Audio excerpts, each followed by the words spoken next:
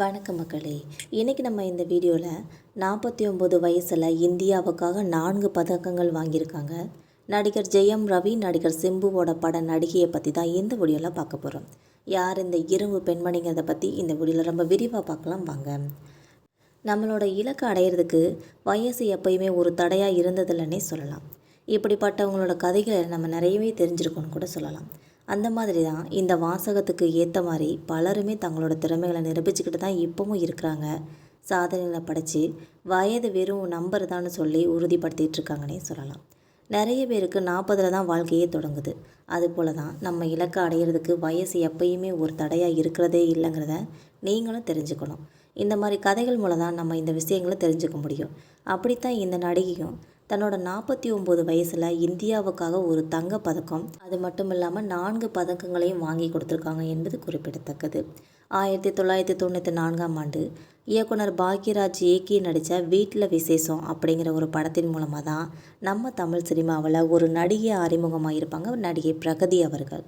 ஆந்திராவை சேர்ந்த இவங்க நடிகர் விஜயகாந்தோட பெரிய மருது படத்துலையும் நடிச்சிருப்பாங்க. இதை தொடர்ந்து சும்மா இருங்க மச்சான், வாழ்க ஜனநாயகம், புதல்வன்னு சொல்லி நிறைய வெற்றி படங்களையும் நடிச்சிருப்பாங்க. 1997க்கு அப்புறமா தமிழ் சினிமாவில் ஒரு சின்ன இடைவெளி எடுத்துக்கிட்டாங்கன்னே சொல்லலாம்.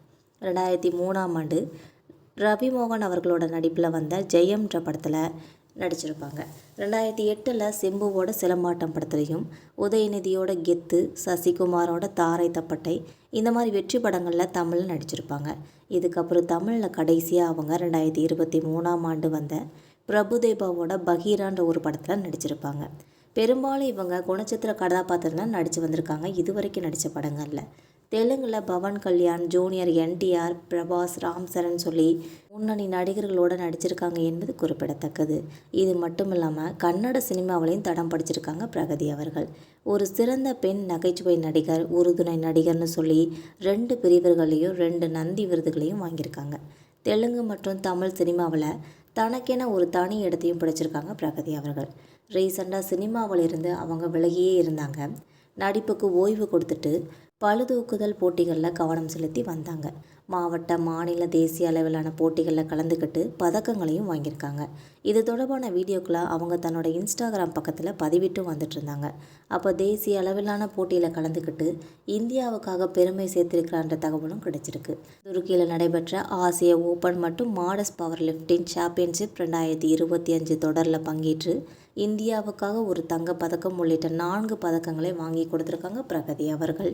அதே போல் பெஞ்ச் பிரஸ் மற்றும் ஸ்குவாட் ஸ்லிட்டில் 2 வெள்ளி பதக்கங்களையும், ஒட்டுமொத்த பிரிவில் 1 வெள்ளி பதக்கம்னு சொல்லி மொத்தம் 4 பதக்கங்களை வாங்கியிருக்காங்க. அவங்களோட இந்த சாதனை தெலுங்கு திரையுலகத்தையே திருப்பி பார்க்க வச்சிருக்குன்னே சொல்லலாம். நிறைய பேர் பிரகதிக்கு தங்களோட வாழ்த்துக்களை தெரிவித்து வந்துட்டுருக்காங்க. 49 வயதில் இந்தியாவுக்காக 4 பதக்கங்களை வாங்கி கொடுத்த ஒரு இரும்பு பெண்மணிங்கிறத நிரூபிச்சிருக்காங்க நடிகை பிரகதி அவர்கள். இதை உங்களோட வாழ்க்கைக்கும் உதாரணமாக நீங்கள் எடுத்துக்கலாம் மக்களே. தேங்க்யூ.